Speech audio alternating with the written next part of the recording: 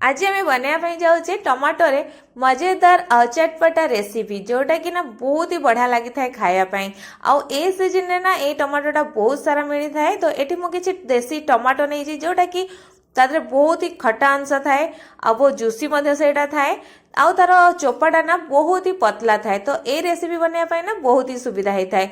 तो एठी मु नहीं जाइए टमाटो को आगुरी मुझे रखीदे काटिकी पूरा छोट छोट करके जहाँफल कि एटा सीझापी बहुत कम समय नहीं था। आपण मैंने जमी खटापी काटती ना सेमती ही काटी ने सहित से आउ पकड़ापी नहीं जाइए सीझा आलू 3टा जहाँ भी मुझे चोपा छड़ेकी रखी नहीं। तो चलते एवं नेक्स्ट प्रोसेस रे कौन हो देखी नवा। तो प्रथम आम कड़ाई को गरम करके देदेबा पाखापाखि 3 चामच आम रिफाइन तेल। आपण चाहिए ये देसी घीरे बनइबे जार कि बहुत ही बढ़िया फ्लेवर आसो। तो सहित ए अधा चामच करके जीरा आ जीरा टी फुटीगला देदेबा कंचा लंका आउ अदा 1 इंच मुझे छेचिकी रखी ए पकई नौची आउ आम भल भाव में भाजी नवा। जेहेतु ये आम बिना पियाज रसुण करुचे ना तो अदा ये निहाती भाव में आपण मैंने पकई ने। तो ये देखु अदाटा आमर भाजबार 1 मिनिट हो गला। तो यही स्टेज रे आम देदेबा सबुतक टमाटो जो काटिकी रखी आउ पाखापाखि आम 1 मिनिट पर्यंत ए गोलई नवा। तापर आम से देदेबा अधा चामच करके हलदीर गुंड अधा चामच देदेबा काश्मीरी लंका गुंड ता सहित स्वाद अनुसार बा अधा चामच दे दोची एठी मु लुण। आरंभ आम लुण देदेले कौन हम ना टमाटोटा आमर जल्दी सीझीज बा नरम हो। तो एबे ए सबू को आम भल भाव में मिक्स करनबा बा ए सबू मसला रे गोलई नबा। तापर याकू आम कभर करनबा और लो टू मीडियम आंचरे याकू छाड़ीदबा भल भाव में एटा नरम हवापाई। तो ता भीतर मुझे गोटे चटपटा पानी आपण मानू करके देखौची आपण माने ताको सॉस मध्य कहि परिबे। तो एटी गोटे गिना मु पानी दे देछि ता धरे अध गिना मु नै जाइछि चीनी।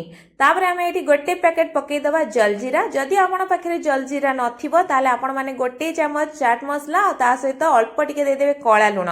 तापर आमे एथरे दे देबा अल्प टिके काश्मीरी लंका गुंड। बस याकू पूरा हाई फ्लेम रे आमे कोन करिवा ना भल भाव रे टिके फुटिया पई दबा। आउ एठी हमकु किछि भी माने मोटा बनैबा नाही खाली जेमती चीनीटा मेल्ट हबो से पर्यंत आमको फुटेबार अच्छी। तो ये देखी पारे एटा भल भाव में फुटवा सांगे एटा माने चीनी आमर भल भाव में मेल्ट हो जाइए। तो एबे याकू आम भल भाव में ठंडा हवापाई छाड़ीदबा रूम टेम्परेचर रे। तो चलतु सेपटे चेक करनबा।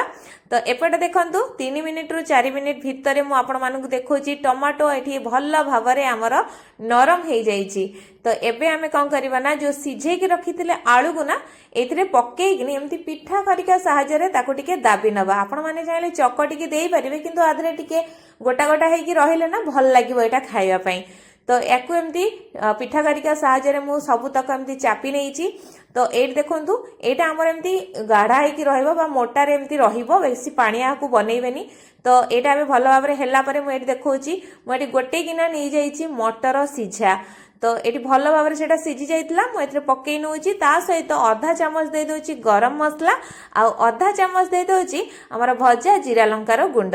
निहाती भाव देवे बहुत ही बढ़िया लगे। आउ एबे याकू बेसी नाई 1 रु 2 मिनिट पर्यंत टिके कसी नवा। जेहेतु आम गरम मसलाटा पकेले ना कसीबार ये 2 मिनिट हो जाइए। तो ये आम कौन करवा ना देदेबा किछि काटिकी रखिथिबा फ्रेश धनिया पत्र को आउ बस याको टिके एमती आम गोलई नवा। तो यार कंसिस्टेंसी आपण माने देखि पारुथिबे केमती अच्छी। तो यही भाव में ही रखिए बेसी पानिया करेनि। तो जिते यहाँ काठुआ हम सेते भल।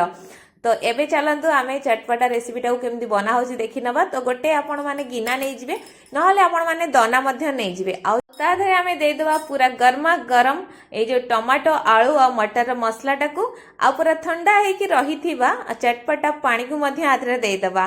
तापरे ता ऊपर आउ टिके पकई नबा आमे भजा जीरा लंका गुंड ता सहित किछि फ्रेश कटा हेकी रहिथिबा धनिया पत्र को आउ टिके भल कुड़कुड़िया टिके लागिया पई चाट रो भल फ्लेवर आनिया पई तापर किछि आमे देदा भजा बादाम को निहाती भाव देबे बहुत ही बढ़िया लागिबो। जेहेतु आमे एटा बिना प्याज रसुण रे करूचे ना पियाज दौने तो एटी बादाम टाको आपण माने निश्चय देबे।